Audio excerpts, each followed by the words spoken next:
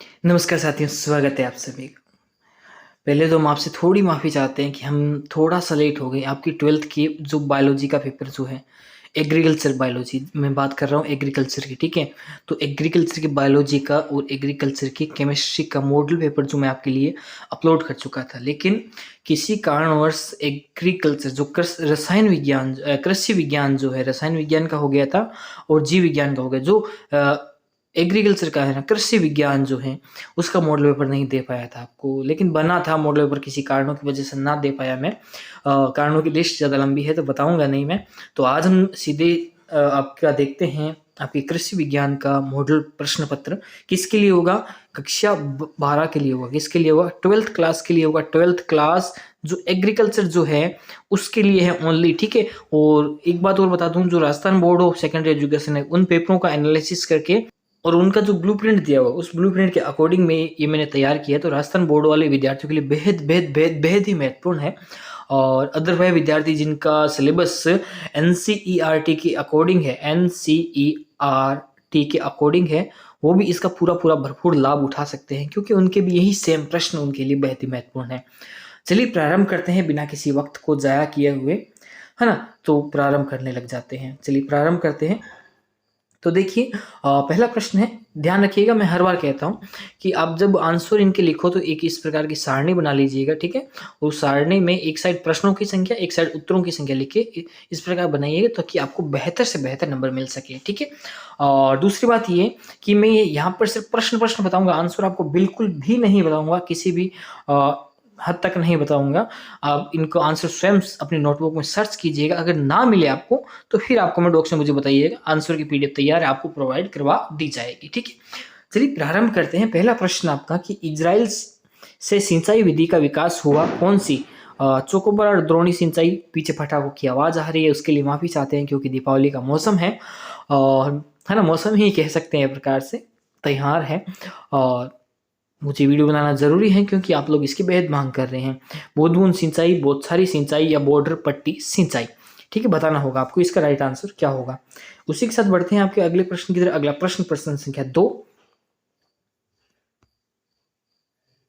अगला प्रश्न, प्रश्न संख्या 2 क्या है कि भारत में कुल शुद्ध कृषि व आधारित प्रतिशत क्षेत्रफल है कितना है? 48, 58, 78 या 68, कितना है प्रतिशत है, बताना है, ठीक है।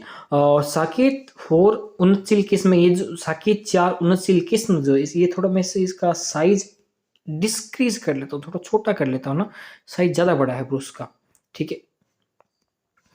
अब ये जो है साकेत वाली जो है किस्म जो है, ये किसकी है? गेहूं की है, मक्का की है, धान की है, चना की है, किसकी है, ये आपको बतानी होगी। अगला प्रश्न है, देखिए इनके आंसर आप स्वयं सर्च करोगे। आंसर आप क्या है, स्वयं जो अपनी नोटबुक में सर्च करोगे। सर्च करने के पश्चात आप देखोगे, सर्च करोगे, आसानी से मिल जाएंगे। अगर आपको नहीं मिले, ऐसा तो नहीं होगा नहीं मिले, लेकिन कोई कुछ लोग मेरे जैसे आलसी होते हैं, वो नहीं ढूंढेंगे। तो फिर उनके लिए ये है कि आप पहले स्वयं सर्च करना, ये आपसे विनती है। अगर आप फिर भी ना करो तो आप कमेंट बॉक्स में बताना, मैं आपको आंसर दे दूंगा, लेकिन मैं आपको आंसर दूंगा उससे आपको फायदा नहीं होगा। आप स्वयं सर्च करोगे ना तो आपको बहुत ही बहुत फायदा होने वाला है, ठीक है। वायुरोधी वृक्ष है कौन सा है? अनार, पपीता, फालसा या नीम। वायुरोधी वृक्ष कौन सा होता है? यदि आपको इसकी डेफिनेशन और पता रखना और कौन कौन से इसके उदाहरण पता रखना, ये प्रश्न जरूर अवश्य आपको परीक्षा में पूछ सकता है। पपीते की प्रवर्धन की सर्वोत्तम विधि है, और ध्यान रखना पपीता क्या है, एक लिंगी है द्विलिंगी है, उस बात का भी ध्यान रखना। कलिकायन, उपरोपण या बीज द्वारा या दाब कलम। कुछ क्या होता है, कुछ शब्द जो होते हैं इंग्लिश हिंदी में समझ नहीं आते, तो उनको इंग्लिश में आपको देख लेना है ताकि आपको आराम से समझ में आ जाए, ठीक है। दोनों माध्यम में आपको प्रश्न पत्र मिलेगा, उसमें हिंदी भी होंगी, इंग्लिश भी होगी उसके अंदर। अगला प्रश्न है आपका, अगला प्रश्न है आपका कि अगला प्रश्न क्या कहता है कि अगला प्रश्न कहता है कि फल परिरक्षित करने हेतु चीनी की प्रतिशत मात्रा होनी चाहिए। देखिए जैसे मान लीजिए कोई भी बीकर है, उसके अंदर फल हमने रख दिए, ठीक है, फल रख दिए, कोई भी है, कोई भी फल रख दिए, उस फल को परिरक्षित करना तो उसके अंदर चीनी मिलाई जाती है। चीनी एक परिरक्षक का कार्य करती है। तो चीनी की मात्रा कितनी होनी चाहिए परसेंटेज में? 65 से 70, 50 से 60, 40 से 50 या 30 से 40, जो भी राइट आंसर होगा आपको बताना होगा उस सारणी के अंदर, जो मैंने आपको बताई थी सारणी ऐसे बनानी है, उस सारणी के अंदर आपको आंसर लिखने होंगे। अगला प्रश्न मैं आपको बताने जा रहा हूँ। अगला प्रश्न क्या है? अगला प्रश्न देखिए, पूरा प्रश्न पत्र आपके ब्लूप्रिंट के अकॉर्डिंग है, तो बिल्कुल भी इसको स्किप ना करते हुए सारे प्रश्न याद कीजिएगा, और कोई ना मिले तो आप मुझे कमेंट बॉक्स में बताइएगा, लेकिन पढ़ने आपको सारे हैं, ध्यान रखिएगा, ठीक है। अब बताइएगा, मैं आपको कमेंट बॉक्स में आंसर दे दूंगा, यदि आपको आंसर ना मिले तो वो तरीका मेरे पास है, मैं आपको दे दूंगा, आप चिंता मत कीजिए, ठीक है। गिर गाय की गिर नस्ल की उत्पत्ति स्थान है, यानी जो गाय गिर जो है, गिर है ना, गाय स्थान कौन कौन सा है? देखिए, गायों की नस्ल आपको बताई थी कि मेवाती गाय है, गिर गाय है ना, गिर गाय है। ये गिर जो पूछी है ना, ये हरियाणवी गाय है, कांकरेज है, ये सारी गायों के नाम तो आपको उसके अंदर होंगे, गायों के नाम याद रख लेना आप, ठीक है। और जो गिर गाय जो है, गिर की क्या है कि उत्पत्ति स्थान कौन कौन सा? उत्पत्ति स्थान आप देखिए, मैंने आपको जो राजस्थान का मैप बना के नहीं बन रहा है यहाँ पे, है ना, राजस्थान का मैप बना के मैंने आपको बताया था, उस तरीके से आप याद रखना तो पता चलेगा ना, कौन सी थार पारकर कहाँ की है, गिर कहाँ की है, कांकरेज कहाँ की है, कौन सी कहाँ की है, सारी पता चलेगा, उसके साहीवाल कहाँ की है ना, सारी। विदेशी गाय की नस्ल है, विदेशी गाय की नस्ल कौन कौन सी है? जर्सी, थार पारकर, मालवी या राठी, कौन सी होगी विदेशी गाय की नस्ल? जो भी होगी राइट आंसर वो बताना है, ठीक है। वायरस जनित पशु रोग है, देखिए पशु रोग है, पशु स्लेग, एंथ्रेक्स, जहराबाद, गलघोंटू, है ना, ये वायरस जनित इनमें कौन सा है? और वायरस जनित इनमें से कौन सा, ये आपको ध्यान रखना है और बताना है कि इसमें वायरस जनित जो है कौन सा रोग होगा। आगे देखिए कि बाहर देखिए खालिस्तान वाले प्रश्न है, एक एक नंबर के ये प्रश्न होंगे, तो ये आपको ध्यान रखना है, एक एक नंबर वाले प्रश्न आपको पूछे जाएंगे, जिस तरीके से मैं आपको बता रहा हूं उसी तरीके के प्रश्न आपको पूछे जाने हैं, ठीक है। ये मलच का प्रयोग जो है किसको रोकने के लिए किया जाता है वो बताना है आपको। Mulch is the use to stop, किसके लिए बताना होगा। फल वृक्षों को पाले से बचाने हेतु कौन से अम्ल का उपयोग किया जाता है? भैंस की नस्ल के दूध में वसा की मात्रा 12 से 14% होती है। एक भैंस की नस्ल आपको बताई थी, उस भैंस की नस्ल के दूध में क्या है, वसा की मात्रा कितनी? 12 से 14% होती है। उस भैंस का नाम क्या है ना, जाफराबादी है, मुर्रा है, कौन सी है बतानी है आपको, ठीक है। गाय व भैंस में थनैला रोग से अब समझते होंगे, थनैला रोग क्या होता है, कैसे होता है, कहां पर होता है, ये कौन से जीवाणु के द्वारा फैलता है, उस जीवाणु का नाम आपको इसके अंदर यहाँ पे लिखना होगा। देखिए आगे देखिए, very short answer type questions हैं, ये भी आपको एक एक नंबर के मिलेंगे। कोई एक मुक्त जीव बैक्टीरिया का नाम, मुक्त जीव बैक्टीरिया जो है टाइप्स इसके आपको पता है, मुक्त जीव बैक्टीरिया के नाम आपको जो इसके अंदर बताने होंगे। आगे देखिए प्रश्न है कि फेरामेन ट्रैप का कोई एक उपयोग लिखिए, फेरामेन ट्रैप का उपयोग लिखना है। ये ट्राइकोग्रामा किस प्रकार का कीट है? What type insect of Trichogramma, कौन सा है, किस टाइप का है बताना होगा। धान के खेत में कौन सा जैव उर्वरक उपयोग में लिया जाता है? धान के खेत में कौन सा जैव उर्वरक से रिलेटेड आपको क्वेश्चन जरूर आएगा। जैव उर्वरक आप अच्छी तरीके से याद कर लेना, इसकी डेफिनेशन, ये जैव उर्वरक क्या होते हैं, कैसे काम लिए जाते हैं, जैव उर्वरक हमारे लिए लाभदायक है या हानिकारक, ये याद रखना है, ये प्रश्न जरूर आएगा, ठीक है। मक्का की जल मांग लिखी, यानी मक्का की फसल के लिए जल की कितनी आवश्यकता, जल की क्या मात्रा होती है वो लिखनी है। बाजरे का वानस्पतिक नाम क्या होता है ना, बाजरे का वानस्पतिक नाम, मक्के का जिया में मतलब क्या होता है नाम, वो बताना होगा। ये जो फलों का रस कितना प्रतिशत होता है ना, how many percentage of fruit juice in squash का कितना होता है, पाना के फलों का रस कितना प्रतिशत बताना है। जलेबी आकार के सींग किस नस्ल के होते हैं? जलेबी आकार के सींग जो है किस नस्ल के होते हैं बताने पड़ेंगे आपको, ठीक है, इसके आंसर के अंदर। अब देखिए यहाँ पर आपको देखिए प्रश्नों का ये थोड़ी सीरीज प्रश्न कितने नंबर के आएंगे वो आपको मैं ब्लूप्रिंट के अकॉर्डिंग, ब्लूप्रिंट के अंदर सारा समझा, अगर आप ब्लूप्रिंट वाला वीडियो देखोगे उसके अंदर सारा समझ आएगा। देखिए सस्य विज्ञान को परिभाषित कीजिए, इसका महत्व लिखिए। सस्य विज्ञान क्या होता है बताना है, ठीक है। एग्रोनॉमी क्या होती है, ठीक है। और बीज का परिभाषित कीजिए, बीज क्या होता है और इसके प्रकार लिखने हैं। खरपतवारों से होने वाली 3 हानियां लिखी। खरपतवार क्या होते हैं, है ना, right 3 loss of causes by weeds, है ना, खरपतवार जो है वो बताने क्या होता है, इससे होने वाली हानियां बतानी है आपको। खरपतवार नियंत्रण के कोई 3 सिद्धांत लिखने होंगे आपको इसके अंदर। जो फलोद्यान जो होते हैं उनके लगाने में वर्गाकार एवं पूरक विधि का नामांकित चित्र बनाना है। किसका? वर्गाकार और पूरक विधि का। फलोद्यान को लगाने में आयताकार एवं त्रिभुजाकार विधि का नामांकित चित्र बनाइए। फल एवं सब्जियों के परिरक्षण के 3 लाभ लिखिए। कितने लाभ लिखने? 3 लाभ। देखिए ये इस पार्ट में क्या है कि छोटा प्रश्न आपसे पूछा जा रहा है, और ठीक है छोटा प्रश्न पूछा जा रहा है और पूछा जा रहा है अवबोध के अंदर। देखिए जो आपका होता है ना ब्लूप्रिंट, उसमें अवबोध आया, अवबोध में फिर कैसा प्रश्न आएगा? इस प्रकार का प्रश्न आएगा, तो ये पूछना पड़ेगा आपको। ठीक है आगे देखिए, आगे बढ़े।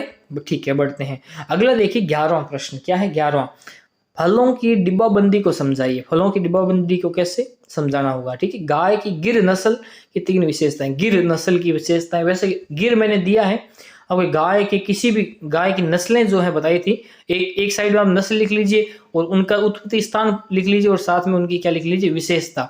अलग अलग गाय की लिख लीजिए और आप क्या है कम से कम 4 गाय की आप याद कर लो। ठीक है 4 गाय की आप याद कर लो। वैसे नजर से सारी निकालनी है लेकिन 4 की बहुत अच्छी तरीके से याद करनी है, परीक्षा में आपसे पूछे जाएंगे।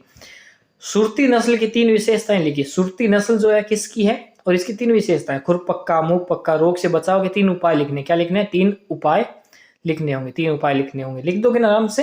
कोई भी दिक्कत हो मुझे कमेंट बॉक्स के अंदर बताइएगा, लेकिन याद इसको जरूर कीजिएगा, इन प्रश्नों को याद जरूर कीजिएगा, है ना। ये प्रश्न मैं आपके लिए बना के लाया हूँ और बहुत एनालिसिस करने के बाद हम इस प्रकार के प्रश्न बना पाते हैं। और आपको पता ही है प्रश्नों का स्तर जो है, मेरे प्रश्न बताए हुए प्रश्न परीक्षा में कैसे आते हैं। अगर आपको विश्वास नहीं हो रहा है कि मेरे प्रश्न बताए हुए प्रश्नों में से कितने प्रश्न परीक्षा में आते हैं, तो मेरे वीडियो में 2022 का या 2021 का कोई सा भी एक प्रश्न पत्र उठाओ, कोई सा भी क्या उठाओ, एक प्रश्न पत्र उठाओ और उस प्रश्न पत्र से को रियल पेपर से मिलान करो और आपको पता चल जाएगा कितने प्रश्न आते हैं। केला की खेती में पादप संरक्षण को समझाइए। अमरूद की खेती में पादप संरक्षण को समझाइए। अथवा में था तो मैंने ये दिया। ठीक है आगे बढ़ते हैं। अब देखिए आगे देखिए कि गाय की निम्नलिखित नस्लों का उत्पत्ति स्थल और उपयोगिता लिखिए। अब मैंने आगे दे दिया क्योंकि मेरे को पता है इनमें से जरूर पूछा जाएगा, इसलिए मैंने कहा था आप सारणी बना के आप याद कर लीजिएगा। ठीक है गाय की नस्ल है उनमें से उपयोगिता लिखनी होगी। ठीक है अथवा में देंगे तो भैंस क्या दे देंगे भाई? मेहसाना, जाफराबादी, सूरती। मैं ये 3 दिए हैं मैंने, है ना। आपको परीक्षा में ये 3 दिए हैं मैंने, आपको परीक्षा में भी 3 मिलेंगे, लेकिन आपको याद कितने करने हैं? 4 याद करने। क्या करने हैं? 4 याद करने। ठीक है ठीक है। और वैसे याद करने की एक टेक्निक बताऊं कि आपको याद करने की टेक्निक है ना, कि गाय की कौन कौन सी है और अपने भैंस की कौन कौन सी है। अभी गाय की बता, गाय देखो, गाय का लिखना मेव, मेव हरी का सारा माल गिरना था। मेव हरी का सारा माल गिरना था से थार पार कर है, और माँ से मालवी। ठीक है मेव से मेवाती, हरी से हरियाणवी, का के कांकरेज, माल हो गया। ठीक है और गिर, ये गिर गाय। ठीक है तो ये इस प्रकार से आप गायों की याद रख सकते हो। ठीक है गायों की नस्लें ऐसे याद कर सकते हो।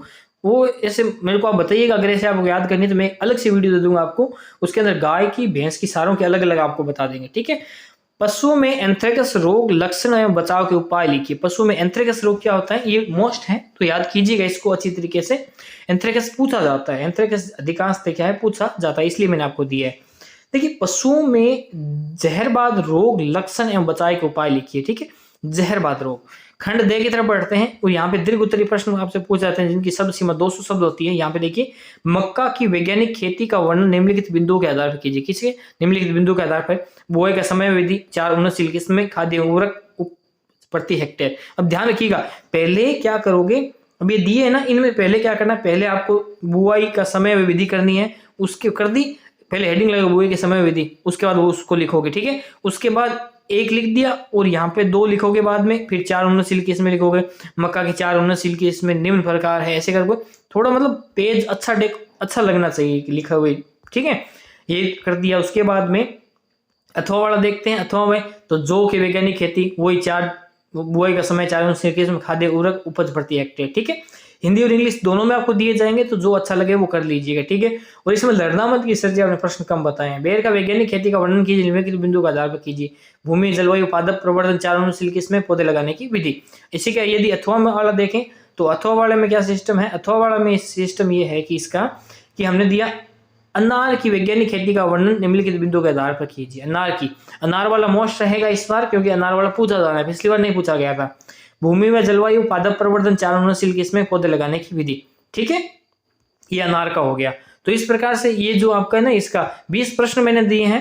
भविष्य में यदि जरूरत महसूस हुई तो आपको थोड़े से ब्लूप्रिंट जब समझाऊंगा, मैं ब्लूप्रिंट जब समझाऊंगा उस समय पेपर थोड़ा सा वो आपको और समझाऊंगा, ताकि बहुत अच्छी तरीके से आपको समझ में आ जाए।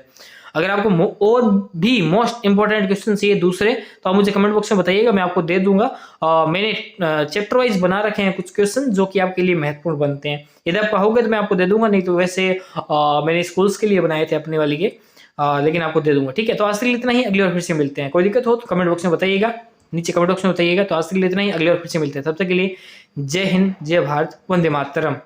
यदि आप राजस्थान माध्यमिक शिक्षा बोर्ड कक्षा 8 से लेकर 12 तक के विद्यार्थी हैं तो आप बिल्कुल सही जगह पे हैं, क्योंकि आपको यहाँ पे मिलेंगे सभी विषयों के महत्वपूर्ण प्रश्नोत्तर बस एक क्लिक में। तो हमसे जुड़ने के लिए आज इस चैनल को सब्सक्राइब करें और साथ में दिखने वाले बेल आइकन को दबाएं।